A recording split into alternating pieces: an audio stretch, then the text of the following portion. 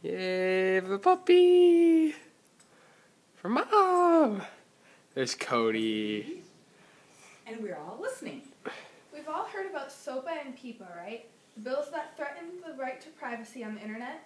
Well, now there's another international treaty that could potentially affect the internet as well as many generic food and drugs. The critics say it could harm developing countries, and EuropeStopActaNow.com reports it could affect consumer privacy on the internet. This treaty is called Acta. What is Acta?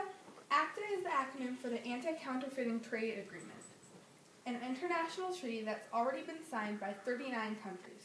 The goal of the treaty is to prevent companies from having their copyrighted materials used without their permission.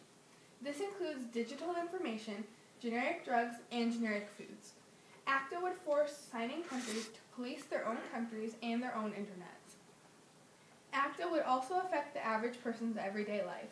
The Electronic Frontier Foundation claims Acta would change generic medicine, possibly not drastically, but there is a possibility that certain drugs would become unavailable.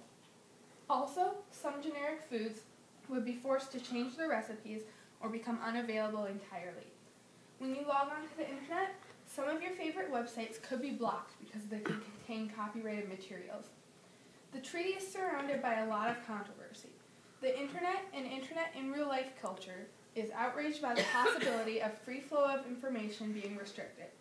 Groups like Anonymous, an internet hacker group, have been staging protests all over the world. Protests are most common in European Union countries. According to Ars Technica, members of the Polish parliament even participated, wearing Guy Fawkes masks to show disapproval of what is said to be one of the biggest violations of democratic process ever.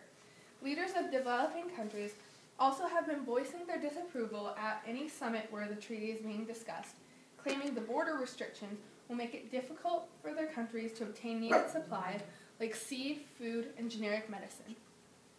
Some Americans are saying they're unalarmed by the recent Acta developments, but in fact, the United States has already signed the treaty. Why didn't we hear about the Senate debating it? Forbes.com reports the treaty was officially dubbed an executive agreement, not a treaty, allowing the president to enter the United States into an agreement that the American people are virtually oblivious to. The Acta news, however, may be older than we thought. Sources say the treaty has been in the works for a while, dating back to the Bush administration, and finalized by the Obama administration. The public is now hearing about it through the controversial website WikiLeaks. Many news reports, however, are urging the public to take what they hear about Acta with a grain of salt. The latest version of Acta is said to be much less restrictive than previously thought.